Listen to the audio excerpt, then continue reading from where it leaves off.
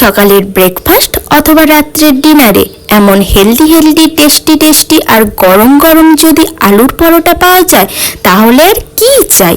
তো hello everyone, সবাই কেমন আছো? Welcome to Anita's diary.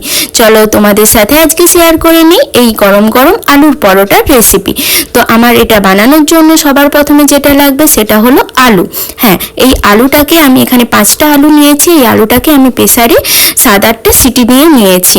তো আর মেখে রেখেছিলাম এখানে আটা ময়দার একটা মিক্সচার। নর্মাল যেরকম আমরা আটা মাখি বা ময়দা মাখি সেভাবেই আমি মেখে নিয়েছি। তারপর এখানে ছোট ছোট করে কুচি করে রেখেছিলাম পেঁয়াজ, আর লাগছে আমাদের আদা, রসুন এবং লঙ্কা কুচি। তো এখানে আমি এগুলোকে ছোট ছোট করে চপ করে রেখেছি। আর লাগছে এই মশলাটা। এই মশলাটা কিভাবে বানাচ্ছি চলো শেয়ার করে নিই। প্রথমে একটা প্যান গরম করে নিয়েছি এবং তাতে দিয়ে দিয়েছি ধনে আর জিরে। এখানে ধনের পরিমাণটা বেশি দেন জিরে। তারপরে এরকম একটা হামাচিস্তাতে ওই ভেজে রাখা মিক্সচারটা নিয়ে ভালো করে মিক্সড করে নিয়েছি। এরকম যখন ডাস্ট হয়ে গেছে তখন আমরা এটা ইউজ করব।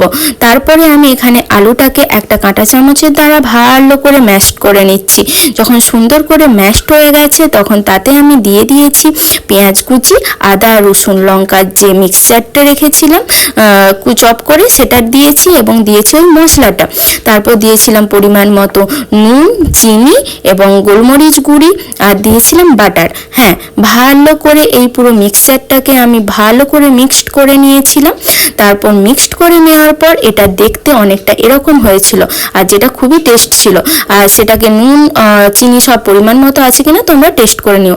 তারপর এই আটার যে মিক্সচারটা ছিল ডোটা, সেখান থেকে আমি ছোট ছোট করে লেচি কেটে হাতের দ্বারা গোল করে নিয়েছিলাম। তারপরে আমি ওই লেচিটাকে সুন্দর করে যেরকম পুরপিঠে বানাই বা মোমোর যে আমরা সার্কেল করে যে মিক্সচারটা ঢোকাই সেরকমভাবে গোল করে নিয়ে আমি আলুর পুরটা ঢুকিয়ে দিয়েছিলাম, দিয়ে হাতের দ্বারা ভালো করে সিল করে দিয়েছিলাম।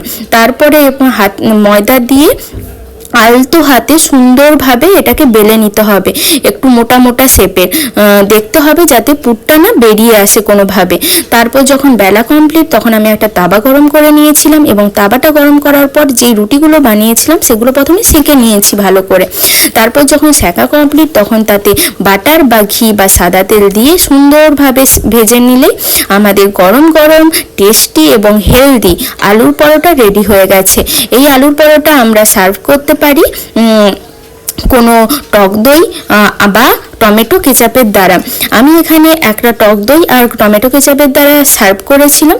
তোমরা এখানে চাইলে টক দইটাকে রায়তার মতো বানিয়ে নিতে পারো। তো সবার কেমন লাগলো জানিও এবং বাই।